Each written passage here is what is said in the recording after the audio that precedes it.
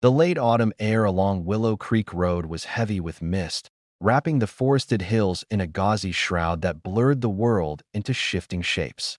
30-year-old Mariah Keller kept her hands tight on the steering wheel of her aging Honda, the rhythmic swish of the wipers the only sound cutting through the hum of the engine.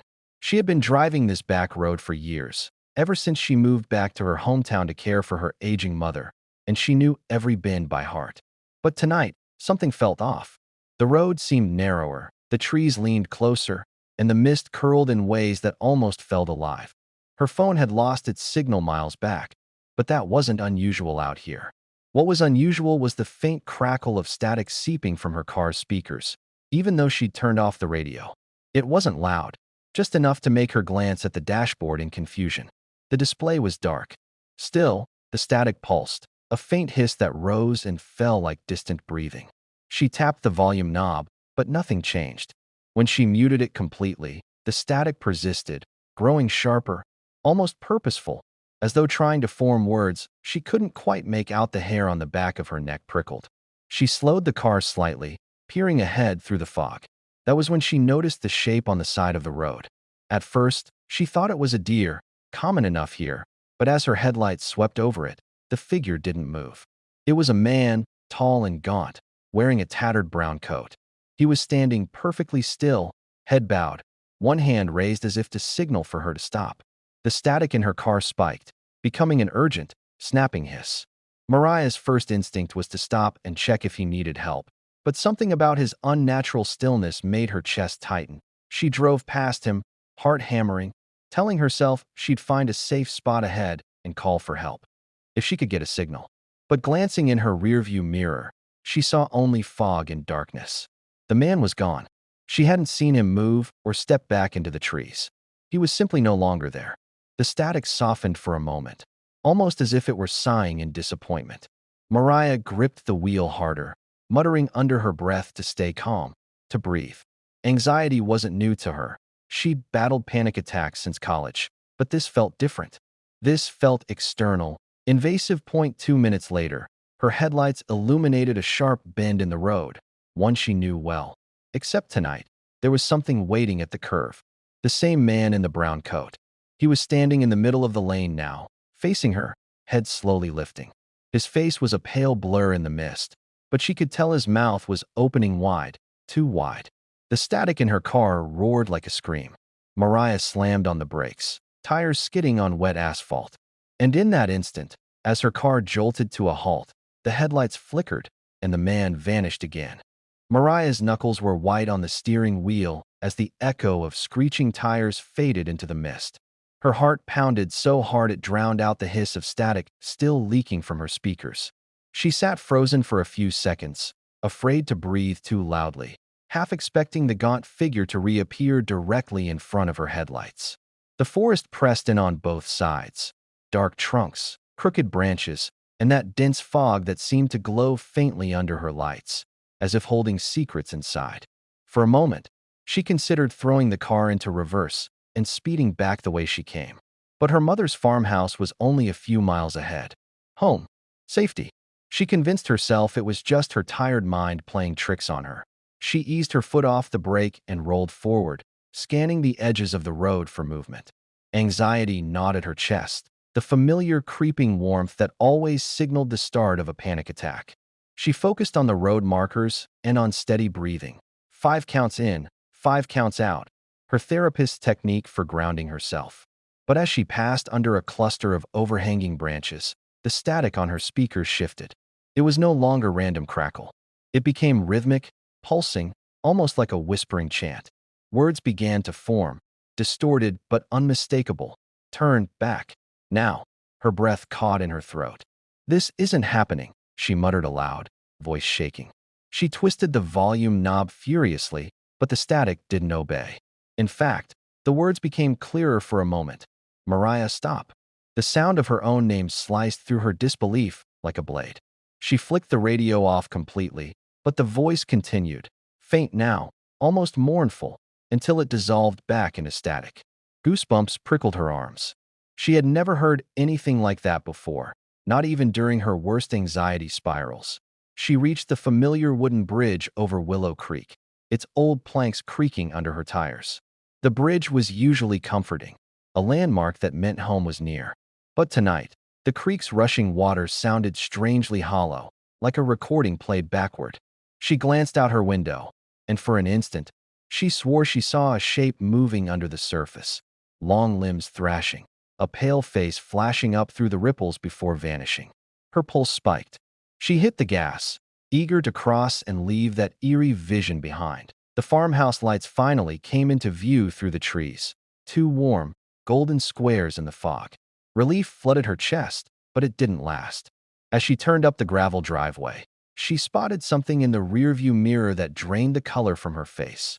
A tall, gaunt figure in a brown coat, standing at the far end of the bridge she had just crossed.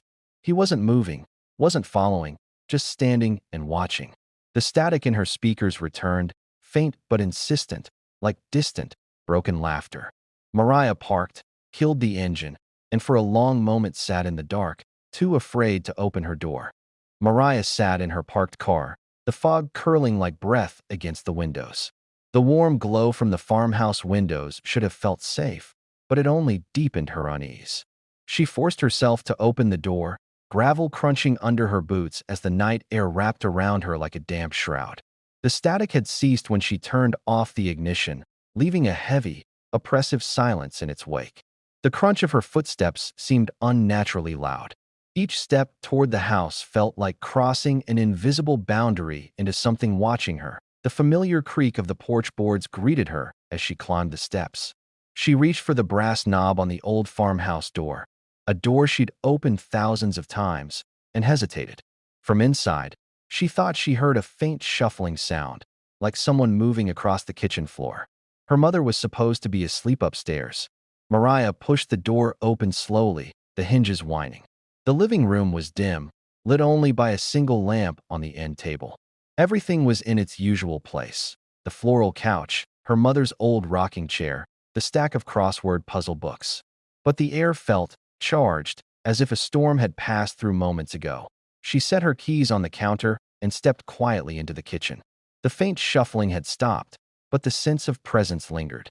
The farmhouse had always creaked and groaned, but this was different. It was as if the house itself was holding its breath. Then, on the refrigerator door, she noticed something strange. Her mother's collection of cheerful magnets, which usually held up grocery lists and family photos, were all gone. In their place, perfectly centered on the metal surface, was a single, faded photograph she hadn't seen in years. One of her father's standing on Willow Creek Bridge the summer before he disappeared, but Mariah's stomach dropped. Her father had vanished when she was 16, and the police had searched that creek for weeks without finding a trace. Her mother had hidden most of his photos after that, unable to bear the sight of them. Mariah reached for the picture, her fingers trembling, but before she could touch it, the faint static returned, this time not from any speaker, but from somewhere in the house itself. It was soft, almost imperceptible, like a distant TV tuned to dead air. It seemed to come from the hall leading to the staircase. She turned slowly toward the hallway. The light from the living room didn't quite reach that far, leaving the corridor in heavy shadow. From upstairs, a floorboard creaked, a deliberate, slow groan of weight shifting. Her mother's room was directly above her. Mariah's throat tightened.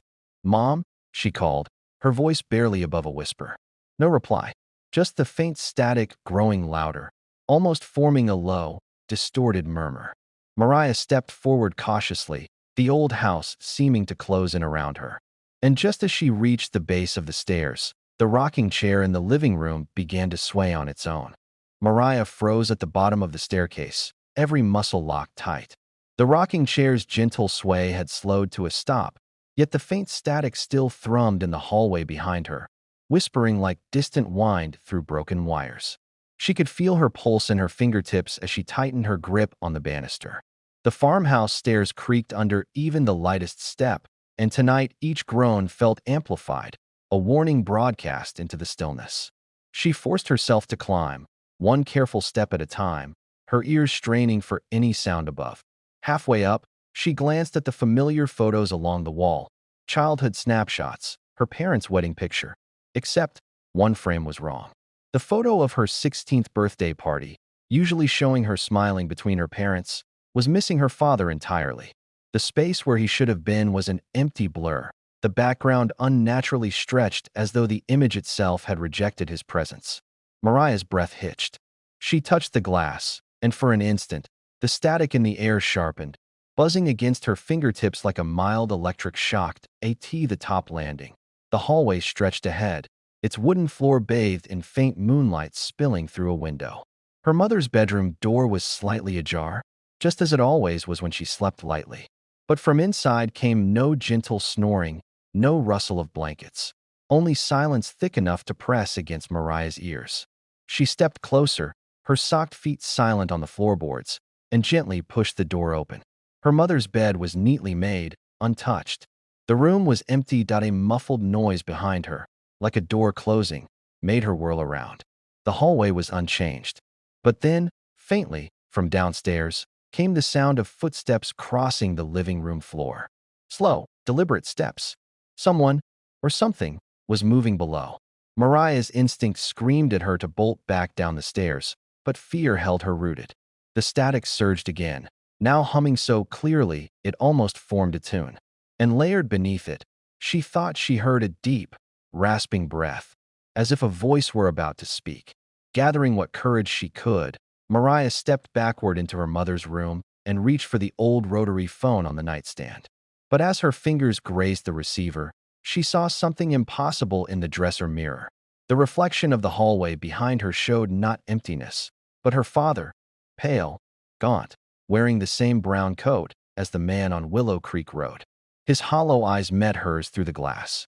The static cut out completely, plunging the house into an unnatural silence. When she spun around, the hallway was empty again. Mariah's fingers trembled as she set the receiver back on the nightstand. The phone line had been dead, but the silence surrounding her was heavier than before, as if the entire house was listening. Her throat felt dry, her breath shallow and quick. She forced herself to leave her mother's empty bedroom, pausing at the landing to listen. No footsteps now, only the faint tick of the hallway clock. "Mom," she called softly, her voice cracking on the word. No answer. The farmhouse had never felt so unfamiliar. Every shadow stretched unnaturally long by the dim moonlight leaking through the windows. She moved back downstairs, scanning the living room and kitchen. Nothing seemed out of place except for the refrigerator door, still displaying that faded photo of her father on the bridge. But as she stared at it, something about the background in the photograph caught her eye, an irregular dark shape beneath the bridge that she'd never noticed before. A memory stirred. Years ago, her father had told her the farmhouse and Willow Creek were connected by old secrets, though he'd laughed it off as a local ghost story. Mariah shivered. Tonight, it didn't feel like a joke. Compelled by a gnawing instinct, she checked the basement door. The old wooden door, painted white and worn at the edges, had always stuck slightly, but tonight it swung open easily. A cool, damp draft wafted up from below, carrying the faint scent of earth and mildew. The basement stairs creaked as she descended, the beam of her flashlight cutting through the darkness. At the bottom, the clutter of old boxes and tools seemed undisturbed, until she noticed a section of wall where the stone foundation looked different. A small seam ran vertically, forming a faint outline of a door she had never seen before. Her heart thudded as she traced the outline with her fingertips. The static returned, soft at first, then insistent, coming not from the air but from beyond the hidden door. A faint sound joined it, like dripping water or a whispered breath. Mariah spotted an old iron latch partially buried beneath cobwebs. She hesitated, then wiped her sweaty palms on her jeans and pulled. The latch resisted, then gave way with a brittle snap, and the door creaked open into a pitch-black passage. Cold air rushed out, carrying the unmistakable scent of creek water and decaying leaves. The passage stretched downward at a gentle slope, carved from rough stone. Her flashlight beam quivered as her hands shook, illuminating roots snaking down the walls. The static was louder here, a constant hiss that seemed almost alive, as if it was breathing with her. Deeper inside, a faint glimmer flickered, pale light reflecting off water. She took a tentative step forward, then another. Behind her, the basement door upstairs slammed shut with a violent bang. Mariah flinched, her light wobbling across the walls, and realized with a sinking dread that she was no longer sure she was alone in the passage. Mariah's flashlight wavered as she descended the narrow passage, each step echoing off the damp stone. The walls closed in on her, lined with tangled roots that seemed almost to pulse in the flickering light. The air smelled of wet earth and stagnant water, thick enough that every breath felt heavy in her lungs. The hiss of static surrounded her now, as if the stone itself were alive with whispering voices. The further she went, the clearer the sound became, soft syllables that occasionally sharpened into her name, Mariah. Each time she heard it, her chest tightened, memories of her father's voice unspooling in her mind. The tunnel widened unexpectedly into a cavernous space. A shallow pool of water stretched across the floor, reflecting the glow of her flashlight in ripples of silver. In the center, an old wooden beam jutted up like a forgotten marker. As she stepped closer, she realized it wasn't just a beam. It was a weathered signpost, half buried in the stone floor. The letters carved into it were nearly erased by time, but she could just make out Willow Creek Ferry, established 1892. A chill crawled down her spine. This was no natural tunnel. It had been a crossing long before her family ever lived here. Something shifted in the shadows at the far side of the cavern. Mariah swept her light across the walls and froze. There, against the slick stone, hung another photograph, pinned by a rusted nail. The edges were water-damaged, but she recognized the scene instantly. Her father, younger, smiling on the farmhouse porch. Except his eyes had been scratched out, leaving two ragged holes. Her heart lurched. Who had been down here, carrying pieces of her life into this underground place? The static swelled, and for a fleeting second, she thought she could hear his voice whisper, "I tried to warn you." She crouched by the pool, dipping her fingers into the cold water. Beneath the surface, something glimmered. She reached down and pulled free a tarnished key on a frayed string, the kind her father used to carry on his belt. A surge of emotion overtook her, grief, anger, and an ache of recognition. When her father had vanished all those years ago, she had secretly believed he'd abandoned them. But this key was proof he'd been close, too close, to this place. She tied the string around her wrist, unwilling to let it go, and stood shakily as she turned toward the passageway. A faint light flickered behind her, like lanterns swaying in a distant storm. She swung her flashlight back, nothing there.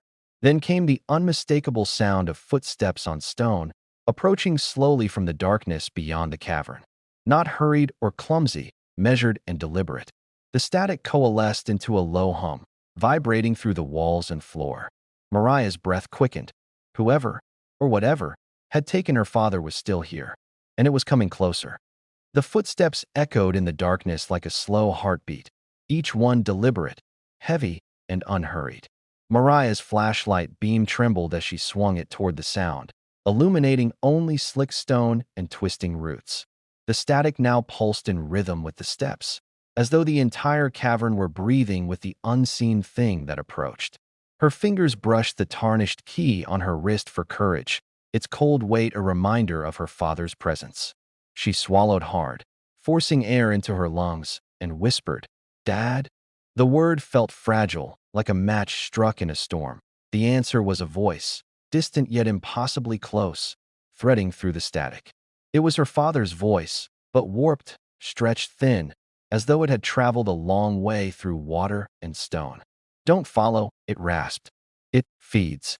The static swelled, drowning out the last word, but Mariah thought she knew what he meant. Fear prickled her skin. She backed toward the tunnel's entrance, but the passage behind her now seemed impossibly long, receding further with each step she took.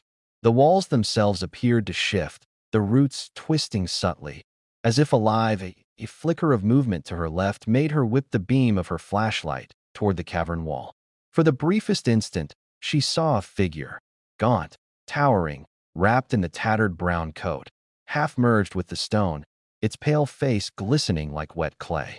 Its mouth was open impossibly wide, a dark void that seemed to pull at the air around it. As soon as the light touched it fully, the figure melted back into the rock, leaving only a smear of wetness where it had been. The static cut out completely, plunging the cavern into a suffocating silence. Then, with a shuddering groan, The wooden signpost at the center of the pool toppled into the water, sending ripples across the surface. The sound echoed like a distant scream in the tight confines of the cavern. Mariah stumbled backward, nearly losing her footing on the slick stones. The darkness ahead deepened, pressing toward her, and for the first time she felt a tangible pressure against her chest, like invisible hands urging her deeper, daring her to uncover what lay further down the hidden path. A small part of her screamed to turn and run, but another part, the part desperate for answers about her father, kept her rooted. The faintest glow flickered again, this time far beyond the cavern, down a secondary passage she hadn't noticed before. It pulsed like a heartbeat, beckoning. Mariah tightened her grip on the flashlight, the tarnished key brushing against her wrist with every movement, and stepped toward the glow. Behind her, the sound of footsteps resumed, closer now, matching her pace exactly. She didn't dare turn around. The glow grew brighter, revealing a narrow, ancient staircase carved into the rock. It spiraled downward, vanishing into a lightless abyss. Whatever waited below had claimed her father, and now it was waiting for her. Mariah's breath fogged in the cold air as she stepped onto the ancient staircase. Each stone step was slick with moisture, worn smooth by countless years, and her flashlight's weak beam barely pierced the darkness spiraling below. The static returned, low and steady, more like a heartbeat than noise now. Every few steps, it throbbed louder, pulsing through the walls and into her chest. The tarnished key on her wrist felt heavier with each descent, like an anchor dragging her towards something inevitable. She gripped the hand-carved rail with trembling fingers, her pulse hammering in her ears as she reached a landing. The walls widened into a chamber lined with old wooden crates, their sides stamped with faded lettering. Willow Creek Ferry Supply, 1893. Dusty lanterns lay shattered on the ground, and scraps of cloth, too old to identify, hung from rusty nails like forgotten flags. On one crate, in a spidery scrawl, someone had carved, "It wakes when the static sings." Mariah's breath caught. She brushed her hand across the words, feeling the grooves in the wood, when a soft sound echoed from deeper below, a wet, dragging movement. Like something enormous shifting in the dark, she descended again, passing more relics. A broken ferry bell, a child's shoe blackened with age, and a collection of small glass jars filled with cloudy liquid that shimmered faintly in her light. The air grew colder, almost biting, and the static began to whisper indistinct phrases, snippets of conversations she half recognized. Her father's laugh, her mother's lullaby, even her own voice crying as a child. The entity wasn't just following her. It knew her, had been listening for years, collecting fragments of her life. Her knees weakened at the thought, the bottom of the staircase. The passage opened into a vast underground chamber. The ceiling was lost in darkness, and the floor sloped down to a wide, black pool of water. Broken ferry planks jutted from the edges, as if an entire boat had been dragged under.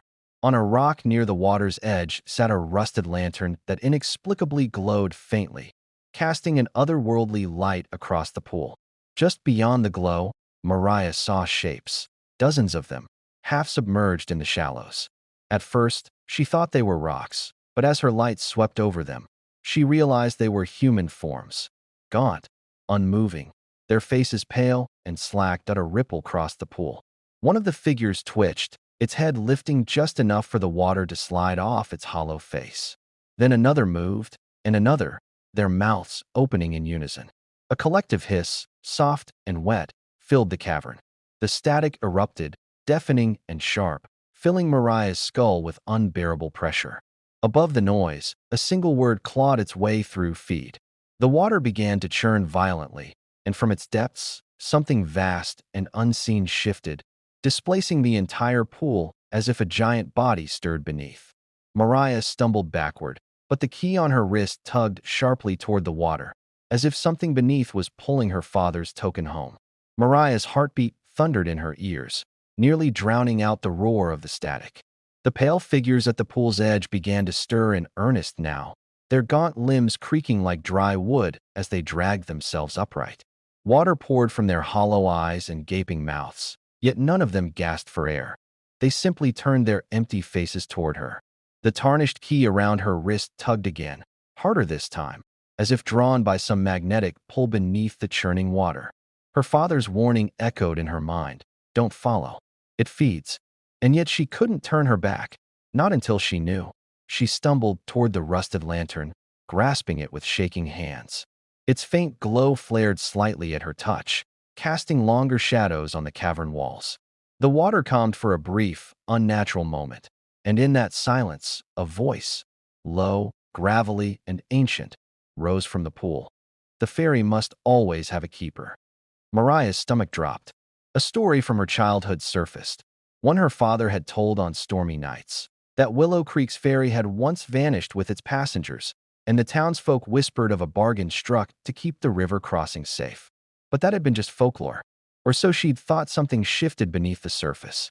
A shape, taller than any human, rose briefly from the depths. A skeletal silhouette cloaked in mist and rotting wood, crowned with twisted branches like antlers.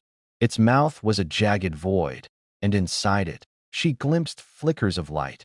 Faces, memories, fragments of the lives it had consumed. Among them, unmistakably, was her father's face. He wasn't screaming or begging. He was watching her, his expression both mournful and urgent, as though he were trying to convey something she couldn't yet understand. The ground beneath her feet trembled. The pale figures stepped forward in unison, water dripping from their hollow bodies as they formed a semicircle around her. The lantern flickered wildly, as if warning her. She backed toward the staircase, clutching the key, but one of the figures broke from the circle and reached out. Its hand, cold and slick, closed over hers, not in violence, but in a desperate plea. A whisper, fragile and human, escaped its broken mouth. Free us, break the chain. The static flared again, sharp as a blade. Forcing her to her knees, she looked toward the water and saw the entity's vast form ripple, its jagged crown swaying like branches in a phantom wind. The fairy planks lining the pool began to shift, revealing faint carvings, symbols, names, and dates, marking every ferry crossing, every person claimed by the thing beneath Willow Creek. At the very center of the pool, a faint glimmer caught her eye, a second key, identical to her father's, dangling from a piece of broken ferry rope. As the entity's massive shape began to rise fully from the depths, Mariah understood the awful truth. The ferry keeper's bargain had never ended, and her father had become part of it. And unless she broke the pattern, she would too. The cavern trembled as the massive shape rose higher, its skeletal frame scraping against the cavern walls with a sound like distant thunder. Mist coiled around its twisted crown, and the faces within its jagged mouth flickered faster. Dozens of them, all caught mid-scream or mid-prayer. Mariah's father's face appeared again, his hollowed eyes meeting hers. The pale figures closed in behind her, but none made a move to harm her. They simply watched, expectant, their hollow faces reflecting the faint glow of the lantern. The tarnished key on her wrist throbbed with warmth, as if alive. Somewhere deep inside, she understood. The chain could be broken, but only with a price. She stepped closer to the pool, holding the lantern high. "You don't need another keeper," she said, her voice shaking but steady enough to carry across the water. The static answered first, sharp, angry, rising like a violent wind. The entity's head tilted, its crown of branches creaking. For a moment, the voices in the static wove into words. The river takes, or the town dies. Mariah's mind raced. She saw flashes of Willow Creek as it was, a vibrant ferry crossing, families depending on the river. She also saw her father walking this same path, key in hand, moments before he vanished. The second key still dangled in the water's center, glowing faintly. Mariah stepped into the shallows, the icy water biting into her legs, and waded toward it. The pale figures parted, letting her pass. The static grew deafening, the faces in the entity's mouth writhing faster. As she reached for the key, the water surged, pulling her off balance. She plunged her free hand into the pool, grasping the rope, and felt a pulse of energy. Every memory, every voice the entity had stolen, rushed through her. Her father's voice was clearest. "Break it, Raya." "End it now?" She ripped both keys, the one on her wrist and the one on the rope, from their strings and held them together. The lantern's glow flared bright white, burning like a miniature sun. The static screamed, 1,000 voices overlapping, and the cavern walls shuddered violently. Cracks splintered across the stone ceiling, and the entity recoiled, its vast body dissolving into mist. The pale figures collapsed like marionettes with cut strings, their forms melting back into the water. For a single, breathless moment, she saw her father again, clear, whole, and smiling sadly, before he, too, dissolved into the light. The cavern collapsed behind her as she ran, scrambling up the staircase, clutching the lantern that now burned low and steady. By the time she reached the farmhouse basement, the hidden passage was gone, just rough stone where the door had been. Outside, the fog was lifting, the first light of dawn stretching across Willow Creek Road. Mariah stepped onto the porch and felt, for the first time in years, a quiet stillness in her chest. The static was gone. The weight of the chain had broken. Somewhere in the distance, a bird called, a simple, ordinary sound. Mariah closed her eyes, knowing the river's hunger had ended and Willow Creek was free.